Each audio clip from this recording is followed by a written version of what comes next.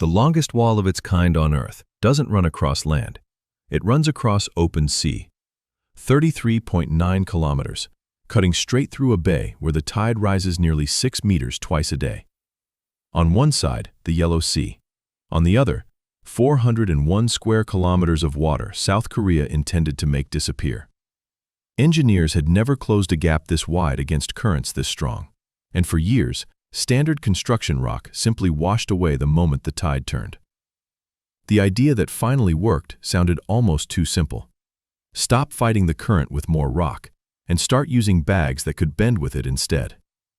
This is the story of how that gap actually closed, and what showed up on the bill afterward, on more than one ledger.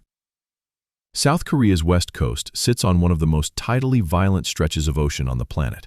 The Yellow Sea is a macro-tidal sea, and in the estuary near the port city of Gunsan, the water rises and falls by an average of 5.7 meters on a spring tide, enough to turn a calm morning shoreline into a churning 6-story swing by evening. 2 rivers empty into that estuary, the Dongjin and the Mangyong, and in 1991, the South Korean government announced a plan to build dikes across both of their mouths, sealing off the entire bay between them in one continuous structure. The original goal was almost entirely agricultural: reclaim 28,300 hectares of wetland and estuary for rice paddies, and store 530 million tons of fresh water inside the enclosed area for irrigation. Planners framed it as a food security project. South Korea's arable land was shrinking fast under decades of rapid urbanization, and rice production needed somewhere new to go. By the time engineers finished drawing up the numbers, the plan had grown far beyond a single dike. 401 square kilometers of bay and estuary would be sealed off, an area larger than the entire island of Malta, roughly 2/3 the size of Seoul itself.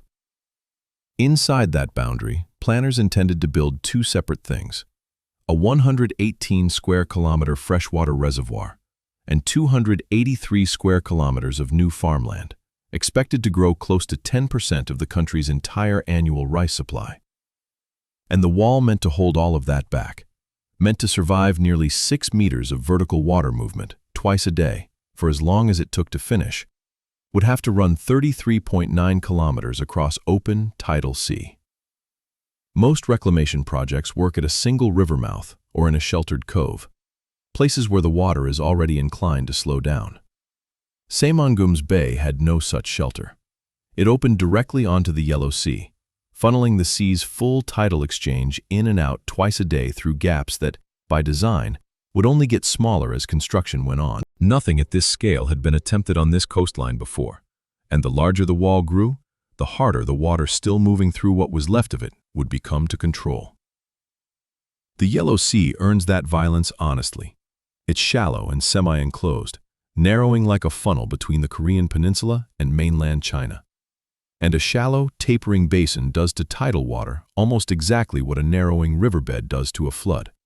It has nowhere to spread out, so it piles up instead. The same geography that makes the Yellow Sea unusually rich in nutrients and sediment, the reason its tidal flats had supported life for thousands of years before anyone thought to wall them off, is the same geography that made building anything permanent across it so difficult in the first place.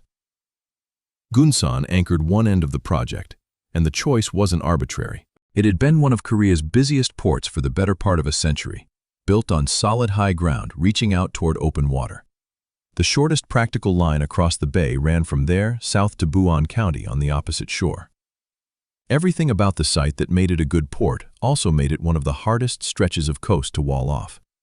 Deep tidal channels, strong currents funneling past the headland, and open exposure to the full force of the Yellow Sea with nothing offshore to break the swell first. South Korea is one of the most mountainous countries in Asia relative to its size. Arable flatland was already scarce well before Saemangeum, and coastal reclamation had been part of the national playbook for generations. Small dikes, small polders, small bets. Saemangeum was never going to be a small bet. You cannot pour a concrete wall across 34 kilometers of open, moving sea. Not economically, and not against tides this strong. So engineers built with what the coast already had: dredged sand pumped up from the seabed to form the core of an earthen embankment, faced with heavy rock to keep the sides from washing away.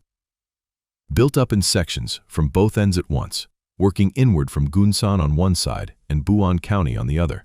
The dike would eventually average 290 meters wide at its base and 36 meters tall, reaching 54 meters high and 535 meters wide at its most reinforced points.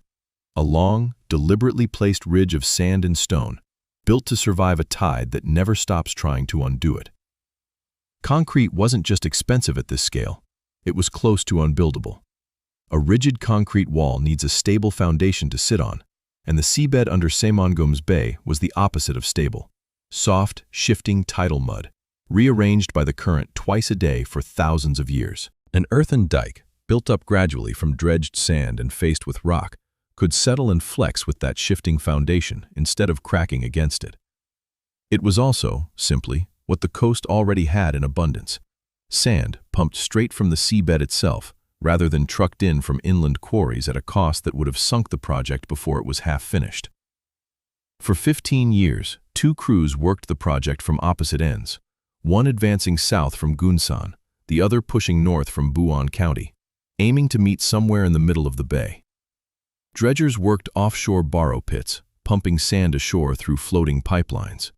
Barges and cranes placed rock revetment along both faces of the rising embankment to keep waves from cutting into the sand core underneath. None of it ran on an ordinary construction schedule. The tide set the pace, not the calendar. Certain work was only possible in the narrow windows around slack water, when the current briefly stopped reversing, and crews learned to plan entire days around a schedule the moon controlled rather than a foreman. Construction ran through 15 full annual cycles of storms and monsoon season, each one a reminder of how much force the finished wall would eventually have to withstand permanently, without a construction crew standing by to fix it. The physics of the dike worked against the builders hardest as the project neared its final stage. Close off enough of a tidal bay, and the same volume of water that used to spread across the whole opening gets forced through whatever gap is left. Shrink that gap further, and the water doesn't slow down, it speeds up. Every meter of progress on the wall made the remaining gap a faster, more dangerous place to work. By the time only two narrow channels remained, each 2.7 kilometers wide, ordinary rockfill dropped into place by barge and crane was getting swept away almost as fast as crews could place it. The last kilometers of open water were, by a wide margin, the hardest ones to close, and for years, nobody working the project had a reliable way to close them. Part of the answer had already been built into the project years earlier, even if it didn't look like a solution to the closing problem yet. Instead of relying only on quarried rock to hold the sand core of the dike in place while it went up, engineers turned to a newer technique: geotextile tubes. Long fabric sleeves filled with pumped sand and laid end-to-end like sandbags built at industrial scale. More than 26 kilometers of them went into the dike, replacing rock-fill berms that would otherwise have needed far more stone, hauled from far more quarries, at far greater cost. It was cheaper, faster, and gentler on a coastline already under enough pressure. The tubes were laid end-to-end along the base of the dike like a chain of enormous sandbags, then filled where they lay. Sand pumped in as a slurry through a fitted sleeve until each tube swelled tight and settled under its own weight. Dredging engineers documented the technique afterward as a genuine breakthrough for a project of this scale, one that used far less quarried stone than a conventional rockfill berm would have needed. Fewer quarry loads meant fewer barge trips, fewer trucks grinding along the coast road, and fewer hillsides opened up inland to build a wall that was already going to change enough of the coastline on its own. That technique solved the buildup. It didn't solve the closing. As the final two gaps narrowed toward their last few hundred meters, standard loose riprap, the large armor stones normally dumped in to block a gap, couldn't hold. The current moving through that shrinking opening was strong enough to tumble ordinary stone away before it settled, which meant every attempt to narrow the gap further risked undoing itself. The fix that worked was almost architectural in its simplicity: gabions. Wire mesh bags packed with a mix of rock and gravel, dropped into place instead of loose stone. A single boulder dropped into fast water either sits still or rolls away. There's no in-between. A gabion bag does neither. It deforms around whatever's beneath it, and interlocks with the bags dropped next to it, spreading the load across the whole mass instead of resisting the current alone. Combined with a method engineers called vertical and horizontal closure, raising the height of the entire gap's floor at the same time as narrowing its width, instead of just piling stone higher in one spot. The gabions finally gave crews a way to close a gap that loose rock, on its own, never could. Building the wire cages was its own small production line. Mesh formed, packed with rock and gravel by the truckload, wired shut, then lowered into position by crane, timed to the same slack water windows that governed everything else on the project. Get the timing wrong, and a bag dropped into a current still running hard could be shoved sideways before it ever settled on the bottom, undoing in seconds what had taken a full tidal cycle to place. The engineering study documenting the method afterward called it an optimization problem, the right scale of riprap and gabion for exactly this current, at exactly this gap, on exactly this closure. Not a generic fix borrowed from another coastline, but one worked out specifically for Saemangeum's own water. None of this happened without a fight, and not just the hydraulic kind. In 2001, environmental groups and local residents filed suit against the government, backing the legal case with demonstrations and cultural and religious protest ceremonies staged at the water's edge. Public appeals aimed less at any single court date than at the country's conscience, while the case worked its way through the system. For the fishing and shellfish gathering communities who lived along the estuary, the tidal flats were never just scenery. Generations had made a living pulling clams and other shellfish from the mud at low tide, work that depended entirely on the flats staying flats, open, wet, and tidal. A wall that turned that mud permanently dry, or permanently underwater, didn't threaten an abstraction. It threatened the next paycheck. Construction was suspended while the courts weighed in, then resumed again under court order. The legal fight that followed ran 4 years and 7 months. On February 4, 2005, an administrative court ruled partially in the plaintiff's favor. 10 months later, on December 21, 2005, a higher court reversed that ruling. And on March 16, 2006, barely 5 weeks before crews closed the final gap, the Supreme Court issued its final word, siding with the government. The legal door and the physical one closed within the same month of each other. But the deepest problem with Saemangeum was never really a courtroom argument. It was the project's own original reason for existing.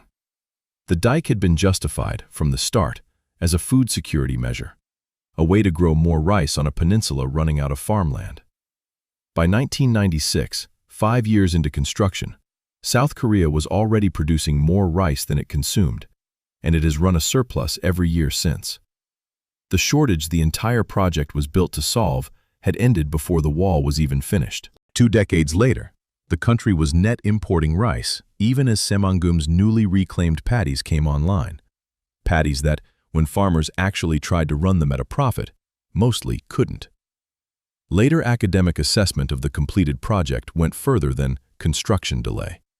A 2010 study in the Journal of the Korean Society for Marine Environment and Energy described Saemangeum as close to the worst-case example of tidal land reclamation, the kind of project that inevitably destroys the natural, productive ecosystem of a tidal flat rather than merely disrupting it.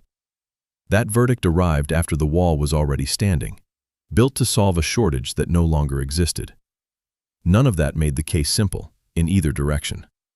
The people who had opposed the project from the start had genuine cause. A documented, living ecosystem, real livelihoods tied directly to it, and a founding rationale that had quietly expired years before the courts even ruled. The government had a case of its own.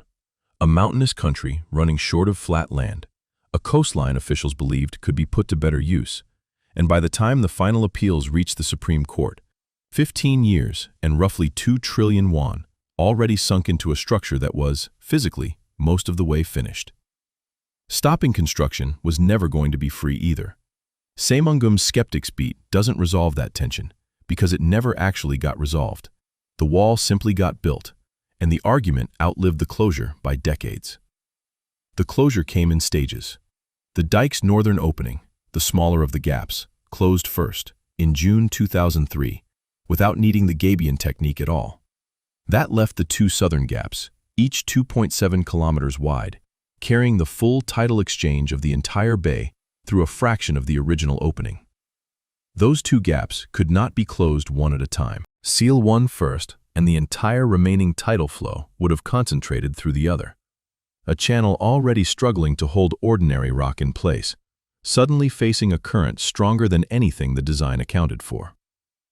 So on April 21, 2006, crews closed both gaps at once, trucks running rock and gabion bags onto both crests simultaneously, raising the sill of each gap in coordination through repeated tidal cycles, centimeters at a time, until the current on both sides no longer had the force to move what had been dropped into it. That day marked the effective completion of the wall, though the public wouldn't get to walk across it for another 4 years. Crews spent the time reinforcing sections of the embankment and inspecting the structure through repeated tidal cycles, while the newly enclosed water slowly began its conversion into the planned reservoir and reclaimed land. Only once the dike had proven it could hold through full tidal cycles, season after season, with no new weak points opening up under real load, did the government consider it finished enough to open to the public. When the seawall officially opened on April 27, 2010, 19 years after construction began, then-President Lee Myung-bak called it the kernel and the gateway of South Korea's West Coast industrial belt. 4 months later, Guinness World Records made it official, the longest seawall on Earth, surpassing the Netherlands' Afsluit dike by 500 meters. That record was not an easy one to take. The Afsluit dike had held it since 1932, built in just 5 years as an emergency response to a 1916 storm flood that killed dozens of people and destroyed thousands of homes around the old Zuiderzee. It runs 32 kilometers, a single highway carried along its crest, connecting the Dutch mainland to Friesland. For 78 years, the benchmark every other sea closure project in the world measured itself against. Saemangeum had no single catastrophe forcing its hand. It took nearly 4 times as long to build, driven the entire way by a plan for farmland and industry, rather than a disaster nobody wanted repeated. 78 years after the Afsluit dike was finished, its record fell anyway, to a wall built out of sand, gabions, and 19 years of tidal patience. Reclamation projects of this general type have reshaped coastlines elsewhere too. The Netherlands, China, other stretches of Korea's own coast. But no similar project anywhere had tried to close a gap this wide, against tides this strong, in one coordinated push. The wall was finished. Saemangeum, the place the wall was supposed to create, was nowhere close. Behind the dike, the water itself changed almost as soon as it stopped moving. A tidal bay flushes itself twice a day. The same current that keeps a beach clean also carries away whatever would otherwise sit and rot. Seal that bay off, and the flushing stops. The newly enclosed water began experiencing red tides and harmful algal blooms on a nearly year-round basis, conditions the open tidal system had never allowed to take hold before. In parts of the reservoir, oxygen levels dropped low enough to qualify as hypoxic, water too depleted to comfortably support the animals living in it. On the seafloor, researchers documented a measurable decline in both the number of species and the density of the small invertebrate animals, worms, mollusks, crustaceans, that form the base of the food chain in any healthy tidal system. The shellfish catch that had sustained coastal communities for generations declined right along with them. The dike had solved the hydraulic problem it was built to solve.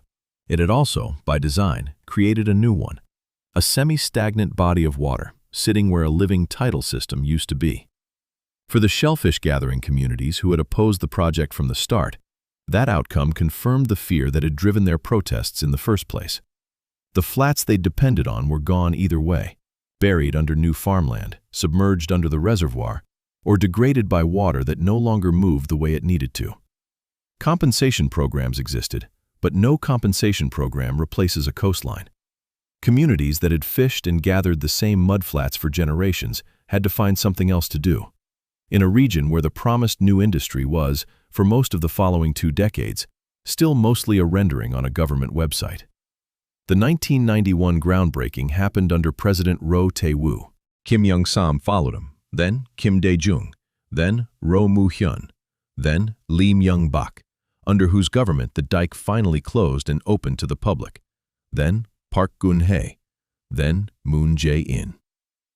By the time journalists were assessing the project's progress 3 decades after the first shovel went into the ground, Saemangeum had outlasted 7 separate presidential administrations, and the region had absorbed more than 22 trillion won in total spending, government, local, and private investment combined. Progress on the full development, by that same assessment, stood at just 42.8%. The wall itself, finished in 2010, had been the fast part. What made the slow part so slow was that nobody could agree, for very long, on what Saemangeum was actually for. Successive administrations rewrote the vision roughly every few years. First, it was pitched as a forward base for a Yellow Sea economic zone, tying the West Coast into cross-border trade with China. Then it became the Dubai of Northeast Asia, a phrase repeated often enough in official materials that it stopped sounding like marketing and started sounding like a plan nobody had actually costed out. Then a Korea-China economic cooperation complex. Then a renewable energy hub pitched as the largest of its kind anywhere on Earth. Each version drew fresh investment announcements and fresh local hope. Each one, in turn, stalled or shrank before the next rebrand arrived. Birds Korea, a conservation group that has tracked the site for 2 decades, gave the whole pattern a nickname that stuck: Zombie Development, a project too large to die and too unfinished to actually live.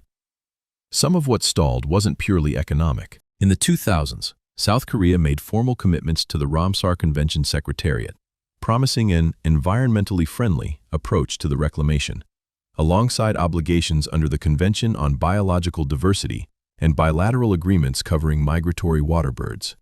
Those commitments, too, went largely unmet, a second ledger of broken promises running alongside the one about rice, and one that mattered enormously to the birds still trying to use whatever scraps of tidal flat remained.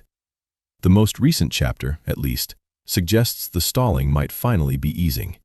In February 2026, Hyundai Motor Group announced a 9 trillion won investment, roughly $6.3 billion, the single largest private commitment the region has ever received, to build an artificial intelligence, robotics, and hydrogen energy hub on ground that was open ocean 35 years ago.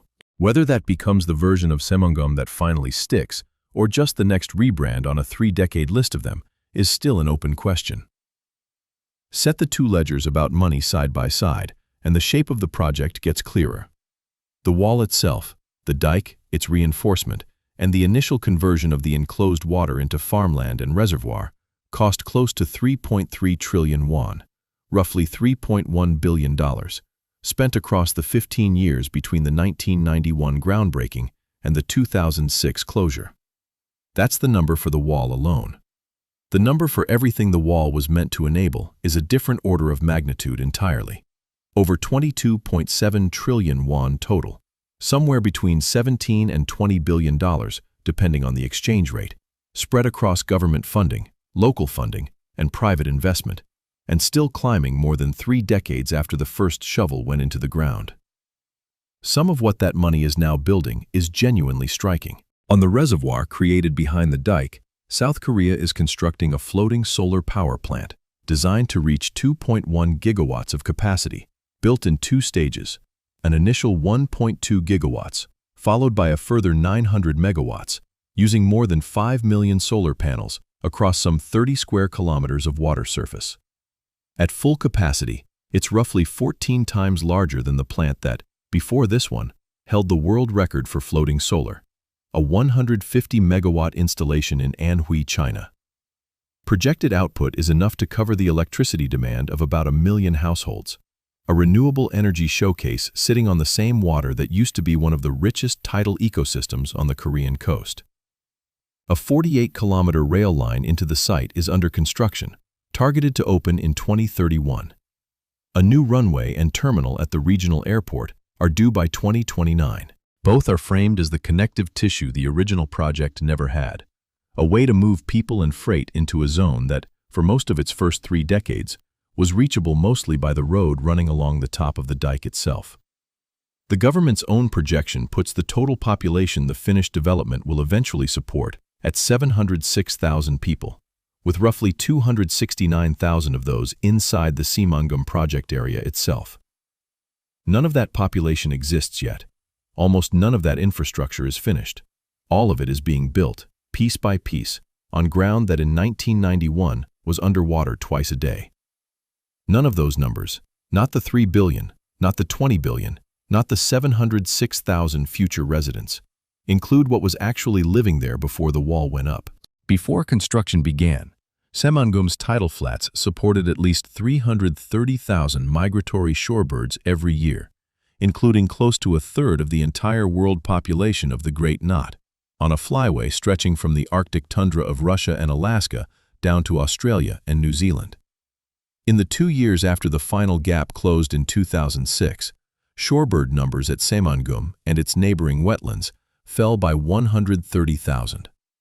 A separate study tracking the site through 2008 counted a loss of 137,000 waterbirds, 90,000 of them great knots, close to a quarter of that species' entire global population, gone from one site in 2 years. By 2014, national surveys found fewer than 5,000 shorebirds using Saemangeum during spring migration. Researchers looking for evidence that the displaced birds had simply moved somewhere else along the Korean coast found none. The population had collapsed instead. The far eastern curlew, one of the flyway's largest and most recognizable shorebirds, is specifically documented among the species hit hardest by the loss. Saemangeum is the largest single example of that collapse, but not the only one. Across the whole Yellow Sea, shared between China and South Korea, roughly 2/3 of all tidal flat area has disappeared over the last 50 years to reclamation projects like this one. Habitat that more than 50 million birds across 210 species rely on every year, including 33 species found nowhere else in comparable numbers. Even the spoon-billed sandpiper, a bird with fewer than 500 adults left on the entire planet, depends on this same stretch of coastline to survive its migration. One person kept looking anyway. A filmmaker named Hwang Yoon had spent years documenting Saemangeum's tidal flats before the 2006 closure and stopped filming when the gap closed, believing there was nothing left worth pointing a camera at. Years later, living in Gunsan, she found a single flat that had somehow survived the reclamation. Locals called it Sura. Her 2022 documentary about it, made alongside a citizen survey group that has monitored the site for nearly 20 years, is built entirely around that one surviving patch of mud nobody expected to still be there. The film doesn't argue that Sura will last. It simply insists on filming it while it still can. A record, in real time, of the last piece of what Saemangeum used to be. South Korea built something that had never been built before, the longest wall of its kind on Earth, a foundation for a still unfinished $20 billion region, engineered around a hydraulic problem nobody had solved at this scale. It also erased, in under a decade, one of the most important shorebird stopover sites on the planet. And 35 years on, the region still hasn't fully decided what it was for. Both of those things are true about the same 33.9 kilometers of sand and rock. If stories like this, where an engineering triumph and an unresolved cost turn out to be exactly the same project, are what you're here for, subscribe, because the next one starts on ground just as unlikely as this.